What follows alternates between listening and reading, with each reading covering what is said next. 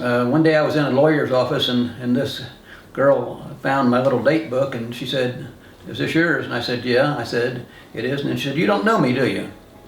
And I said, "Well, I don't think so." She said, "Well, you should." She said, "My youngest brother was named after you." And I said, "Well, you must be Conley Moore's daughter." She said, "Yeah." She said, "You'll never know what that house meant to us." And by the way, her family, was large and the income was very low, less than $2,000 a year when we built the house. And she said, before we had this house, we never had running water, we never had a place to hang our clothes, we didn't have, a bathroom. She said, it really changed our life. And now at this point, here she is, 20 some years old, and she's in her second year of law school. So, I said, "You just made my day." I said, "It's not about, the houses, it's what happens to those people that live in those houses."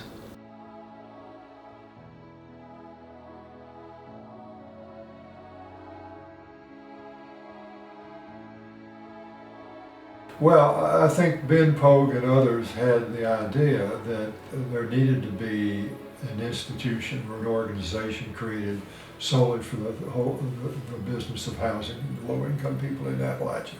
Dee Sternberg, or Diane Sternberg, came down and stayed a couple of weeks and interviewed folks and came up with this document, which we followed when we started Head Housing.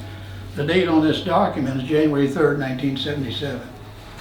And it says in the background that the problem of the absence of decent housing available to low-income people at prices they can afford describes the circumstances of Central Appalachia.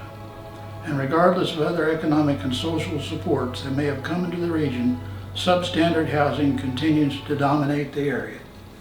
And that was the God's truth. And she recommended that Head Housing address technical assistance and training services, brokering services, to broker assistance with other organizations like Kentucky Housing Corporation and so forth, and advocacy services, which we certainly did, and then research and demonstration services and miscellaneous roles, which Fahe has capitalized on the miscellaneous roles. You've done all the others. Yeah, we actually, when you look at that back from 1977, we've actually still do all of those services. Yeah, isn't that remarkable? Yeah, and we still work with HAC. Yeah. The Housing Assistance Council is still one of our key partners, Right. and have been this entire duration. We called Lynn Llewellyn at that time, who was had been, of course, the director of the Kentucky Housing Corporation and was not presently director.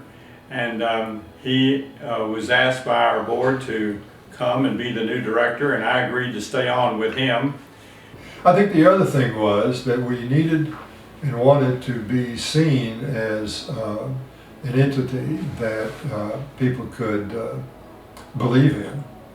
And one of my things always had been that I always felt like that we needed to have a physical place that showed success, the beginning of success, and that would get people interested in us, and okay, maybe these guys are going to make it.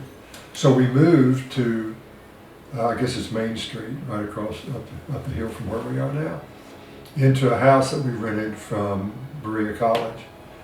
And that's where I worked out of most of my tenure here, my early tenure here. Well, Fahe really grew out of the housing program that was a part of the HEAD program. There were a lot of people that thought it was kind of a wild idea because nobody was, involved in doing those kind of things.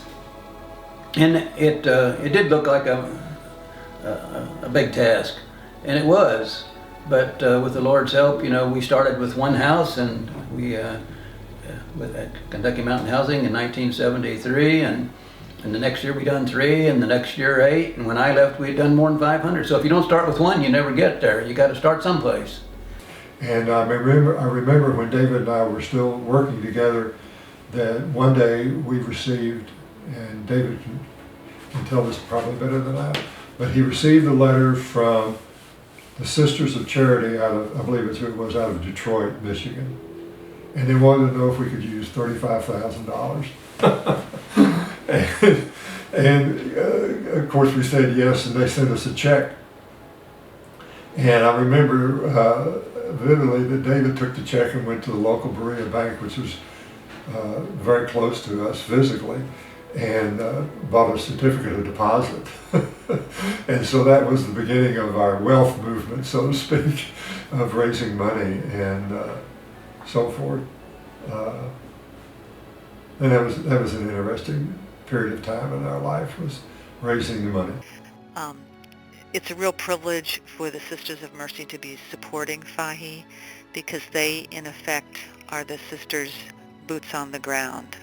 They are doing the kind of ministry work that the sisters have supported all along. And although the sisters' members in active ministry may be declining, their voices are stronger because of collaborations such as they have with Fahe.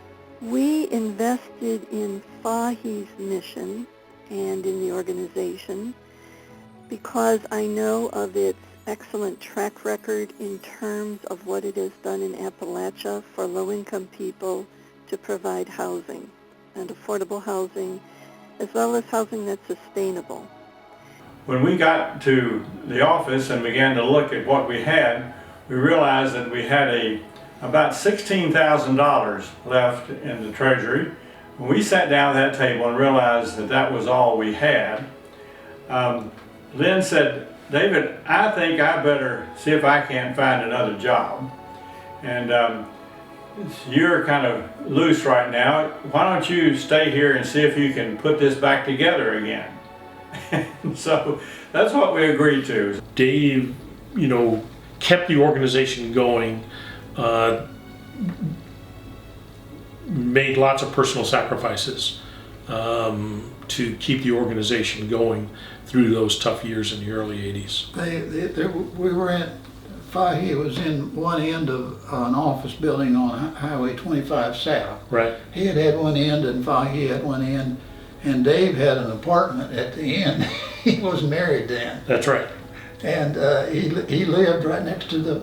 Yeah, his apartments served a dual purpose. So we went through some very difficult times in that period. But I think, so it was, when I think back to that, would we survive? Would we be here another year? And of course, all of our members were going through many of the same issues and all trying to survive and make it another day.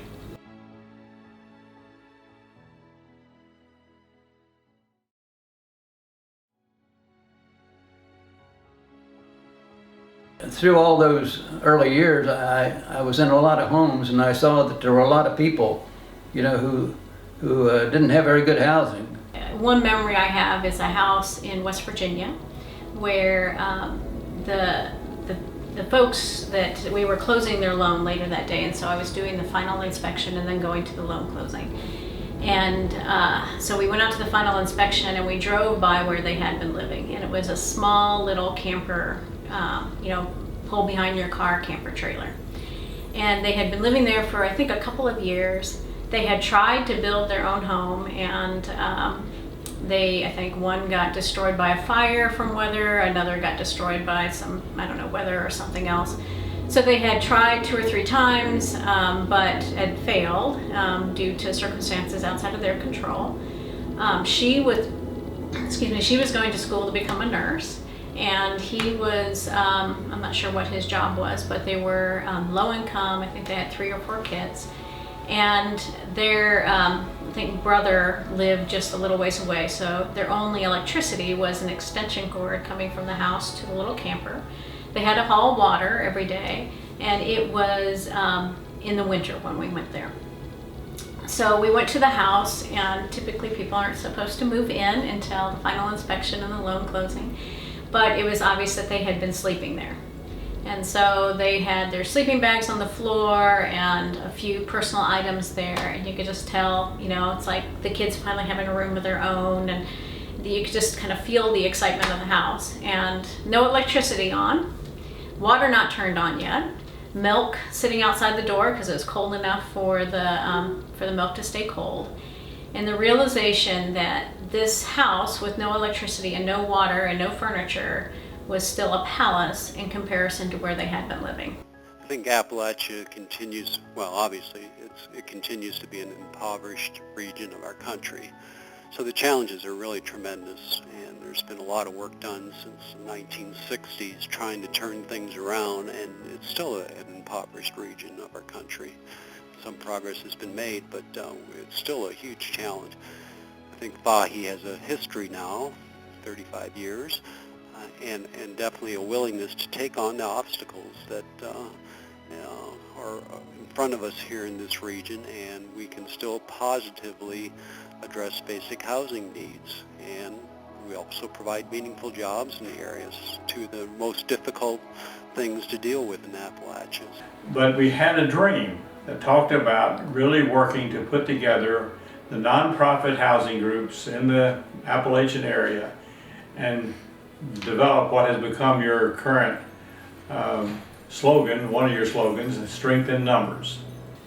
Well, I think, we always had a close working relationship with some of the other nonprofits, and we all realized that this job was bigger than we could do by ourselves, and that we needed each other. And so people like Tom Carew and myself and Dave Career, we joined hands, and we found people like Len Llewellyn that we could work with, and people like Dave Lawless, and by working together, we could do so much more than we could ever do by ourselves.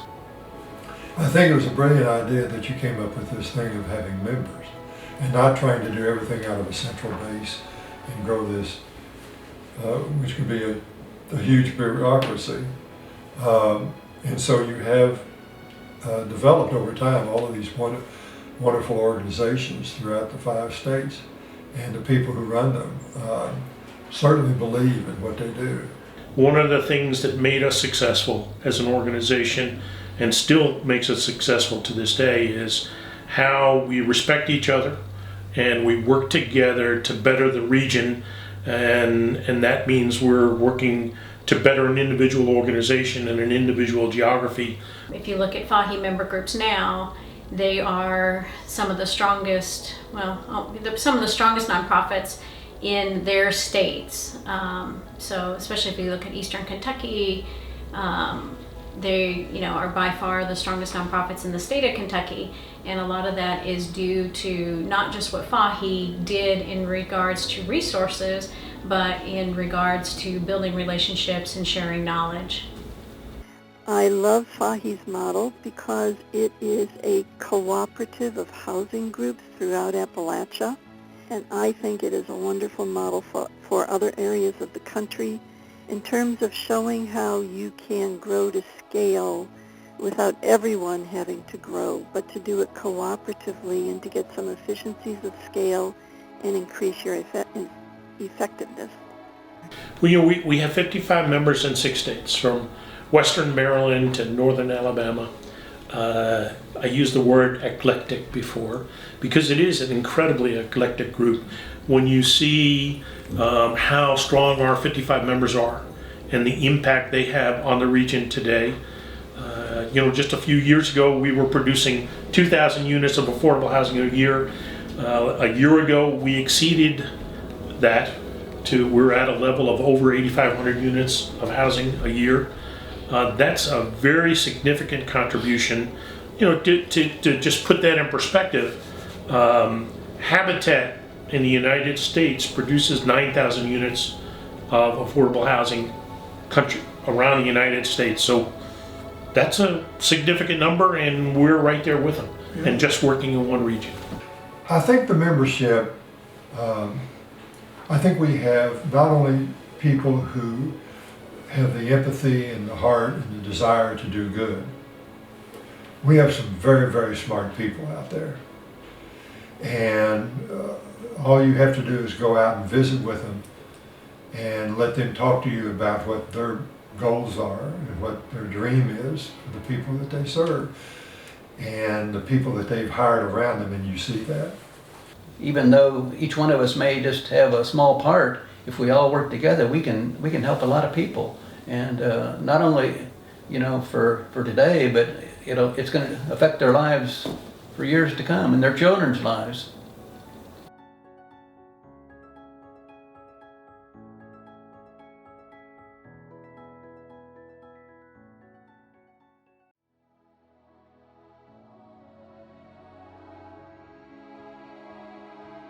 I can remember one story of a woman down in, this was also down in Harlan County, where she had a very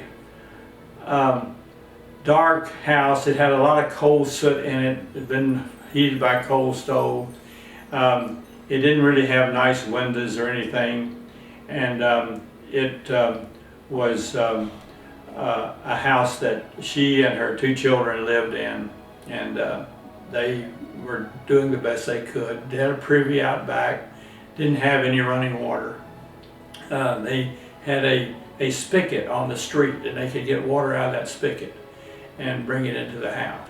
Well, it was just fascinating to see that picture, her dream, come to life in that new house, and I can still see her sitting there on an old double swing on that front porch, and as I came by, she hollered at me and said, "Stop, I gotta talk to you. Life is good." it was just a wonderful kind of hope that you could bring to people. When you really look back on it and start counting it up, over time, this organization, Fahe and its members, and those that they partner with have really made a huge difference in the quality of life, because that's what it really comes down to, is that affordable housing is such a huge element in the quality of life for low-income people, or for anybody, but for low-income people particularly. Over a period of 35 years, you learn from your experiences, and Fahe didn't start where they are today, but they've kept at it, and they've worked hard, and they've come a long way, and it's hard to imagine how many people, you know, have really benefited because of the housing that has been built. So often when you look at the most impoverished areas of the country, Appalachia always gets listed. And it's exciting that in an area that is looked at as impoverished and in such need, that there is such strength and ingenuity that is created there. We created an organization that was meaningful to people, is still meaningful to people, helps folks provide a solution to the critical needs of affordable housing in still to this day one of the poorest regions in America. You know, we have, if you looked at some of the documentation of the 100 poorest counties in America, we have several of them still in our region today. And so the downside is, if you look at that, Central Appalachia is still one of the poorest regions in America, along with the Delta, the Native American lands, the Colonias, and the Black Belt. And so we're still at the bottom, economically speaking, but there have been tremendous successes. If you objectively look at the war on poverty, where we have come as a country, and where we are today, we've moved quite a bit. In Central Appalachia, our highways are better. Our public water system is tremendous. Our sewage treatment is greatly improved. Our access to hospitals, healthcare, graduation rates. I think if you added lots of those things up, you would see that there have been tremendous successes. We still have a long way to go compared to the rest of the country. And I think that's our challenge going forward, is how do we help move Central Appalachia a little bit quicker? How do we catch up? We can change the face of Appalachia for the better. You know, but here's the other thing I think we need to remember. Appalachia has a lot of positive history about it as well. And it's, you know, we don't need to be, oh, woe is me, you know, we're from Appalachia. People need to be proud that there are things that have been accomplished in Appalachia. Well, you know, the history that we did at Head Corporation at 20 years, we titled it, "We Never Started to Quit." And that was a saying that Nancy Cole from the very rural Barwick community in Breathitt County, told a reporter from the Courier Journal, he said, have you ever thought about just giving up and quitting because it's such an overwhelming task? And Nancy Cole, who was a resident of that community and a chain smoker, and a member of our board, the head board, she turned to him and she said, "We never started to quit."